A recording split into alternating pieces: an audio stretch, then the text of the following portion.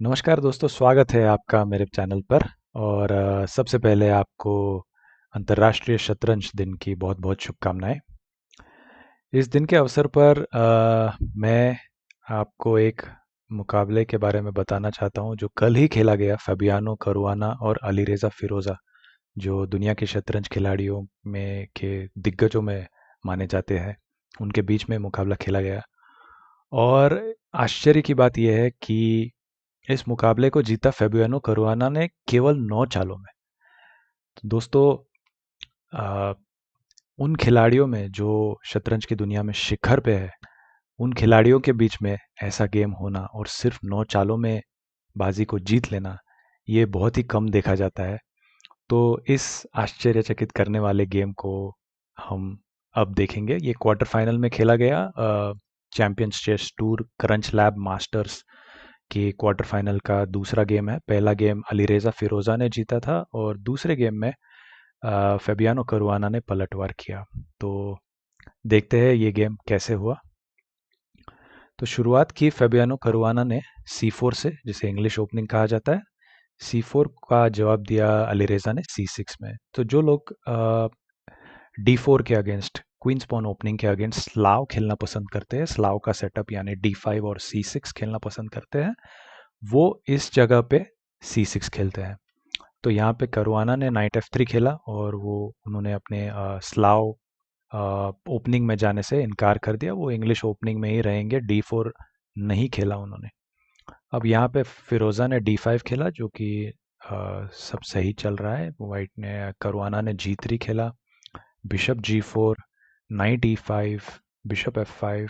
तो सब कुछ सही चल रहा है, कोई बड़ी बात अभी तक तो हुई नहीं है। चार चार चालें चल चुके हैं और करुआना ने यहाँ पे खेला क्वीन टू B3। तो ये क्वीन की जो डेवलपमेंट है, ये काफ़ी कॉमन होती है स्लाव डिफेंस में। जब यहाँ से बिशप डेवलप किया जाता है C8 से, तो उसकी एक ये वजह होती है कि उसका सपोर्ट जो था, उस B7 के पॉन को, वो सपोर्ट निकल जाने की वजह से वाइट हम कई बार क्वीन B3 खेलता है B7 पे अटैक करने के लिए। तो ये भी सही चल रहा है, ऐसी कोई बड़ी बात नहीं है। ब्लैक ने खेला क्वीन B6, अलीरेज़ा ने क्वीन B6 खेला, जो बिल्कुल सही है। कोई इसमें भी ये सब स्टैंडर्ड मूव्स होते हैं स्लाव डिफेंस के स्ट्रक्चर्स में, और इसमें अभी तक तो कोई बड़ी बात नहीं है। यहाँ पे करुआना ने पॉन्टेक्स पॉन खेला, यहाँ पे प्यादे को मारा है। फिरोज़ा ने एक्सचेंज कर दिया क्वीन को, क्वीन टेक्स क्वीन से। और यहाँ पे हम सोच सकते हैं कि फिरोज़ा अगर बिशप से यहाँ पे नाइट को मार दे, इस रुक को मारने को विवश कर दे और फिर पॉन से पॉन मारे, तो ये नॉर्मल हो सकता था। और बिशप अगर सीधे ही भी पॉन से पॉन को, प्यादे से प्यादे को मार दे, तो भी नॉर्मल हो सकता था। लेकिन इसमें फिरोज़ा ने यहाँ पे क्या किया, तो उन्होंने बिशप E4 खेला और करुआना के हाथी पे अटैक कर दिया। अब यहाँ पे 7 मूव्स हो चुके हैं, तो 2 मूव्स में करुआना ने कैसे जीता ये गेम। अब ऐसी बात तो नहीं है कि 2 मूव में चेकमेट हो गई, शह और मात तो हुई नहीं है। तो उन्होंने कुछ ऐसा ट्रैप सेटअप किया, एक टैक्टिक्स जो बोलते हैं, उन्होंने देखा और उन्होंने एक ट्रैप सेट किया जिसमें अलीरेज़ा फंस गए और वो जान गए कि अब उनकी हार तो पक्की है। तो उस लेवल पे, जहाँ पे खिलाड़ी शिखर पे होते हैं, वहाँ पे जब अगर वो जान जाए कि हार पक्की है, तो आगे वो खेलते नहीं हैं और रिज़ाइन कर देते हैं, वो बाजी की हार मान लेते हैं। तो इसी वजह से ये मुकाबला 9 चालों में ख़त्म हुआ। तो अब आपको इस वीडियो को पॉज करना है और ढूंढना है करुआना के उस चाल को जिसने सबको अचंभित कर दिया, आ, जिसने ये दिखा दिया कि करुआना ने काफ़ी आगे की सोची थी और एक टैक्टिकल ट्रैप भी सेट किया था। तो आपको पॉज करके मूव ढूंढनी है। मैं आपको 1 सेकंड देता हूँ, फिर मैं आगे आपको मूव दिखाऊंगा। तो अगर आपने उस हाथी को यहीं छोड़ा है और आपने मूव ढूंढ निकाली है प्यादे से प्यादे को मारना, तो आप बिल्कुल सही है। यही किया व्हाइट ने, करुआना ने। उसने हाथी को नहीं हिलाया, उसने पॉन से पॉन मार दिया, डी टेक C6। तो इस पॉन को मारने की क्या वजह है, ये अलीरेज़ा समझ नहीं पाए। ये गेम रैपिड टाइम कंट्रोल का है, जाने यानी दोनों के पास बस 10 मिनट थे शुरू पूरे गेम के लिए। तो क्लासिकल टाइम कंट्रोल जो 1.5 घंटे का, और उसके बाद 40 मूव के बाद और आधा घंटा मिलता है, जाने 2 4 5 6 7 घंटे के जो गेम होते हैं उनके मुकाबले में तो ये काफ़ी कम समय वाला गेम है, रैपिड गेम है।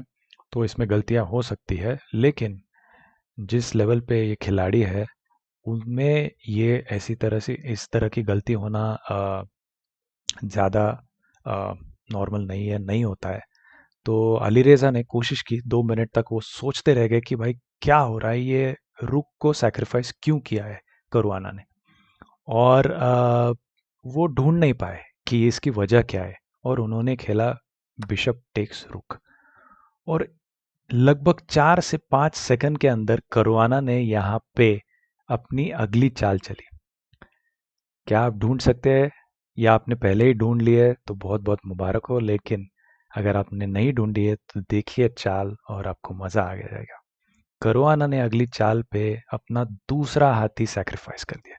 तो उन्होंने रुक से पॉन को मार दिया, और इसी जगह पे अलीरेजा समझ गए कि ये बाजी उनके हाथ से निकल गई है, और उन्होंने यहाँ पे रिजाइन कर दिया। क्यों किया? इसकी वजह यह है कि अगर रुक से रुक मारा जाए तो करुआना पुश करेंगे अपने पॉन को। अब ये पॉन जा रहा है प्रमोशन की तरफ, यानी 8वें घर पे जो पॉन जाएगा तो उसका वजीर बन जाएगा, उसकी रानी बन जाएगी। और वो दो तरीके से हो रहा है, या तो वो घोड़े को मार के भी बना सकता है वजीर, या प्यादे को आगे पुश करके भी कर सकता है, और दोनों को रोकना संभव नहीं है। अलीरेजा ये जान गए कि इसके बाद वजीर बनने के बाद चेकमेट, शह और मात की भी चांसेस है। तो भले ही वो अपने घोड़े को बचा ले, कुछ कोशिश कर ले, उसके बाद भी एनालिसिस के बाद ये पता चल जाता है कि करुआना जीत रहे थे। बिल्कुल सही था उनका रेजिग्नेशन। वो चाहे तो अलीरेजा कुछ और चालें चल सकते थे ताकि वो इतने जल्दी ना हार जाए, लेकिन अ, उन्हें इस बात से कोई फ़र्क नहीं पड़ा। इस बात से फ़र्क नहीं पड़ा, और शायद आपको ये जानकर भी आश्चर्य होगा कि इसके बाद भी अलीरेजा क्वार्टर फाइनल में आर्मागेडोन गेम जो होता है डिसाइसिव गेम, वो जीत गए, और वो सेमीफाइनल में चले गए। लेकिन फिर भी ये चीज़ इस गेम की जो खुशी है उसको किसी भी तरह से कम नहीं करती है। दुनिया भर के शतरंज प्रेमियों में, शतरंज खिलाड़ियों में ये बात फैल गई कि करुआना ने 9 चालों में ये गेम जीता है। और ये काफ़ी खुशी की बात है। ऐसे गेम ज़्यादातर देखे नहीं जाते हैं आज के ज़माने में। पहले तो बहुत हुआ करते थे, या शुरुआती खिलाड़ियों में, बिगिनर्स में काफ़ी होते हैं छोटे गेम, लेकिन इस लेवल पे जो ये खिलाड़ी है वहाँ पे बहुत कम देखे जाते हैं। तो इस गेम को देख के सबको मज़ा आया होगा। उम्मीद करता हूँ ये वीडियो आपको पसंद आया। और अगर आपने ये चालें करुआना की कोई भी चाल, या वो प्यादे से प्यादे मारना है या दूसरा हाथी सैक्रिफाइस करना है, ढूंढ निकाली हो, तो आप कमेंट सेक्शन में ज़रूर बताइए, मुझे बहुत खुशी होगी। और आपको बहुत बहुत मुबारक मुबारक। अगर वीडियो पसंद आया और गेम पसंद आया तो इस वीडियो को ज़रूर लाइक कीजिए, सब्सक्राइब कीजिए, और वीडियो देखने के लिए धन्यवाद। Thank you very much.